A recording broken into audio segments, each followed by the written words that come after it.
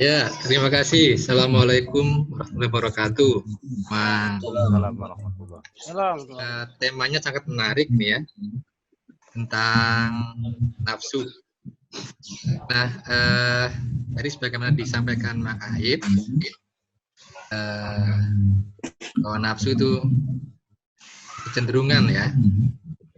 Nah, pertanyaan saya, di nafsu kan macam-macam itu, Mang. Ada nafsu amarah, nafsu lawamah, nafsu mutmainnah. Nah, pembagian ini apakah itu semua potensi ada di setiap manusia, ataukah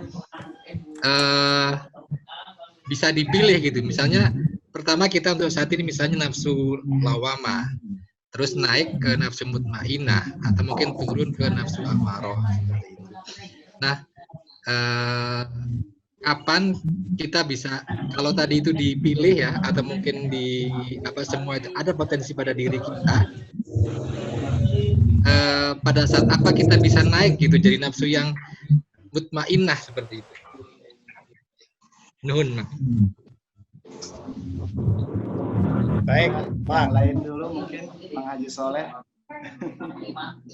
Ayo. Silakan, Bang. Enggak.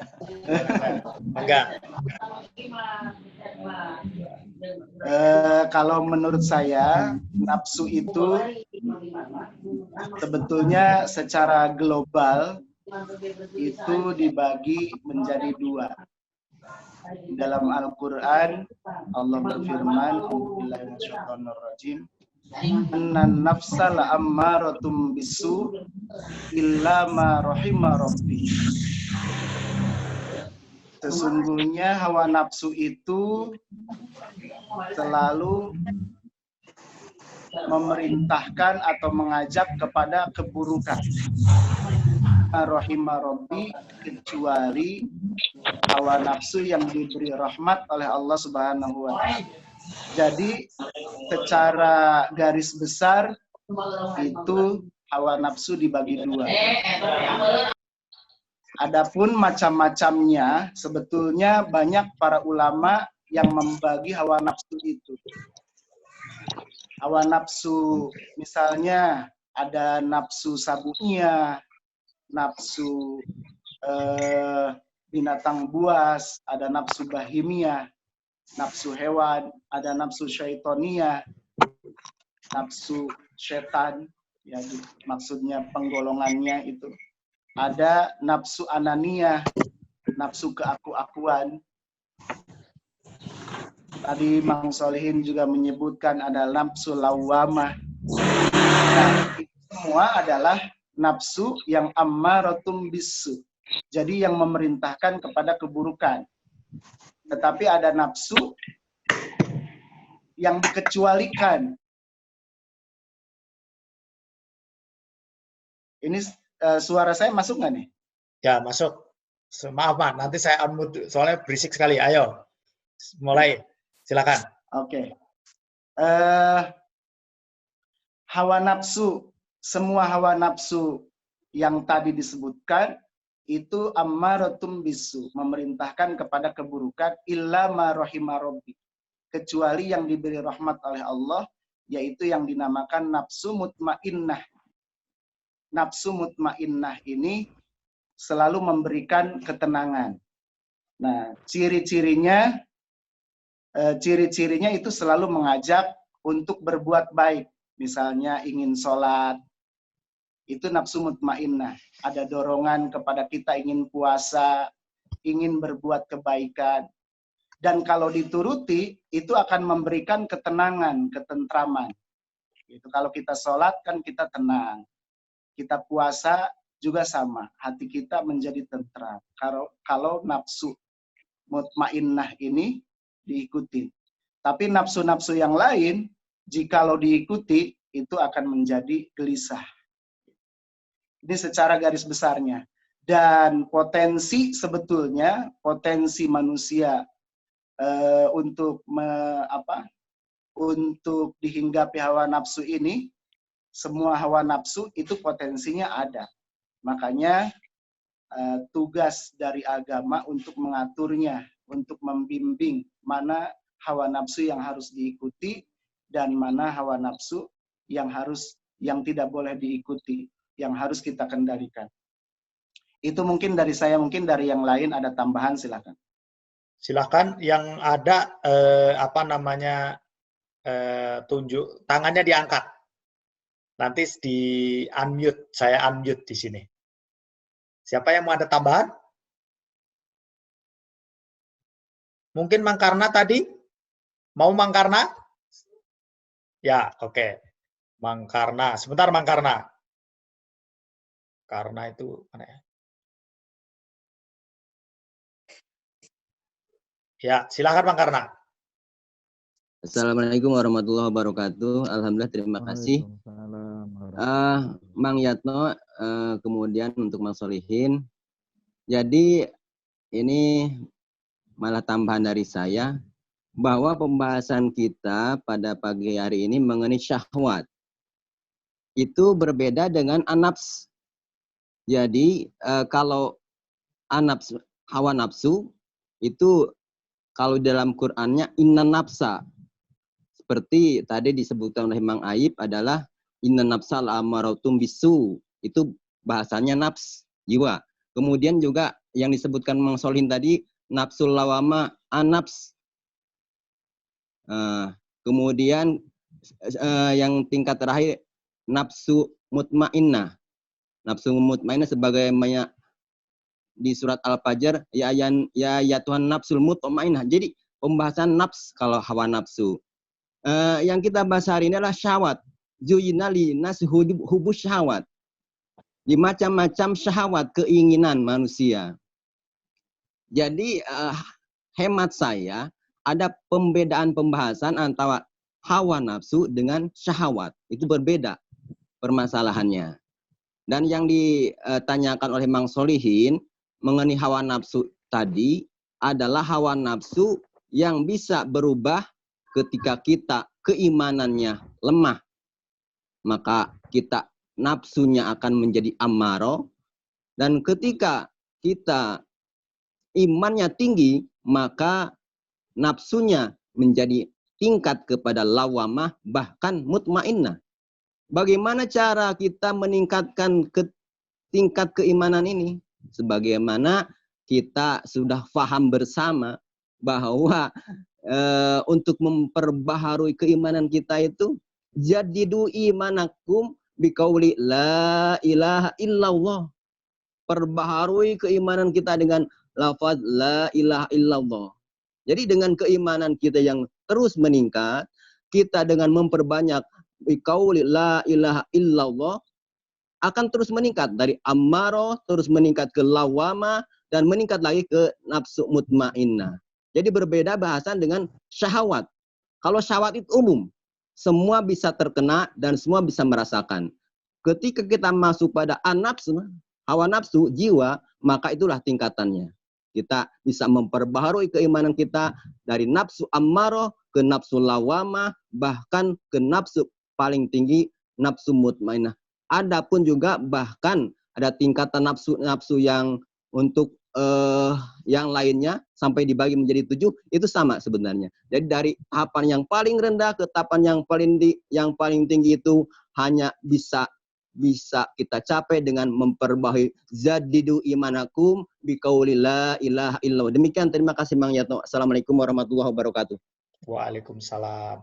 Ada yang mau menanggapin atau nambahkan? Mang Mumu? Ya, Mang Soleh dulu. Ya, oke, Mang Soleh.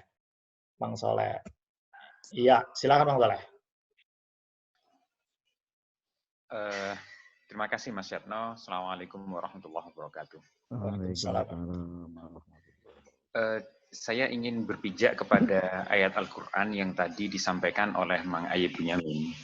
Innan nafsa la'ammaratun bisu illa marrahima rabbi. Kecuali yang dirahmati oleh Allah SWT. Pada dasarnya memang sekalian, nafsu yang mengajak kepada kebaikan, pun mengajak kepada ingin sholat, ingin ngaji, ingin memenuhi hajat kebutuhan keluarga, mencari nafkah dengan halal. Itu adalah kita sebut saja nafsu-nafsu yang baik, ya.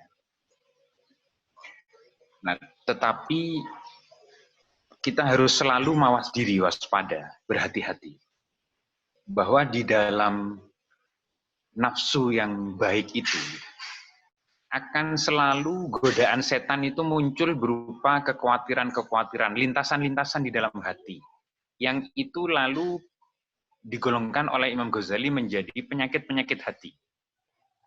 Ada riya, ada sum'ah, ada ingin dianggap terkemuka, ada ingin dilihat oleh orang lain, ada ingin dianggap benar sendiri, dan seterusnya. Yang itu bagian-bagian dari penyakit hati. Di dalam aplikasi, mama-mama semua, kita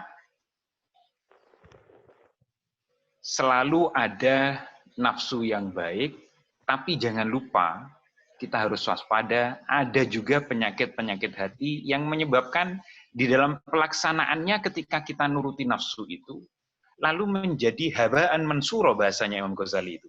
Menjadi nilai ibadahnya seperti debu yang dihamburkan, tidak ada pahala sama sekali. Contoh, mamang pingin sholat tahajud. Alhamdulillah, pingin sholat tahajud. Lalu sekeluarga diajak, istri diajak, anak-anak diajak. Tapi ketika mamang takbiratul ikhram, sholat tahajud, ada lintasan di dalam hati mamang yang alhamdulillah nih. Pakai alhamdulillah. Saya bangga. Saya berhasil mengajak sekeluarga untuk sholat tahajud. Ada bangga di situ, ada ujub. Nah, ini yang harus hati-hati. Jangan sampai lalu ujub itu kan merasa kebisaan kita. Semata-mata datang dari diri kita, bukan karena anugerah Allah SWT. Itu harus hati-hati. Jadi, pada intinya, di dalam setiap melaksanakan ajakan nafsu yang baik tadi, mamang harus selalu waspada, jangan sampai ada penyakit-penyakit hati yang menyebabkan nilai amal itu lalu tidak berharga sama sekali. Mungkin itu tambahan dari saya, mudah-mudahan kita semua nafsul mutmainnah kita terus dianugerahi oleh Allah dengan hati yang bersih. Saya berulang kali ini menyampaikan kepada teman-teman dengan hati yang bersih, yang bebas dari penyakit-penyakit hati. Hatur nuhun Mas Mang Yatno dan mama-mama semua atas kesempatannya. Mangga ditambahkan yang lain. Assalamualaikum warahmatullahi wabarakatuh. Waalaikumsalam. Mungkin ada tambahan lagi? Baik. Ya, makasih. Tadi Mang Aib menyinggung tentang seorang bapak yang masuk surga, tapi karena anaknya durhaka, maka dia tidak jadi masuk ke dalam surga. Yang ini saya tanyakan adalah, mungkin kita sebagai orang tua, terkadang kita berusaha semaksimal mungkin untuk mendidik anak-anak kita, salah satunya mungkin dengan memasukkan ke dalam pesantren dan mendidik ilmu agama. Tapi kita tidak tahu hasil akhirnya. Ada kemungkinan hasil akhirnya justru sebaliknya, tidak sesuai dengan yang kita harapkan ataupun tidak sesuai dengan yang Allah ridhoi. Nah, bagaimana kita mencikapi hasil akhir ini? Artinya dampaknya di akhirat nanti seperti apa? Mungkin itu aja. Terima kasih. Baik, Mang Romdoni. Tadi sudah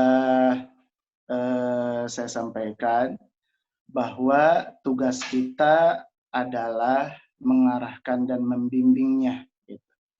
Jadi kalau tugas kita sudah dilaksanakan, tugas kita sudah dilakukan, ya berarti tidak ada alasan bahwa anak tersebut itu menyeret orang tua yang akan masuk surga ini menjadi ke neraka. Jadi di sini tadi saya sampaikan, di riwayat tadi disampaikan bahwa anak yang menyeret orang tuanya ke neraka itu adalah orang tua karena orang tuanya ngantep, tidak mengarahkan dan tidak membimbing. Jadi tidak melaksanakan amanah dari Allah Subhanahu wa taala tersebut untuk membimbing dan mengarahkannya. Tapi kalau sudah ditunaikan kewajibannya, hasil akhir itu ya bukan kita yang menentukan. Itu mungkin dari saya.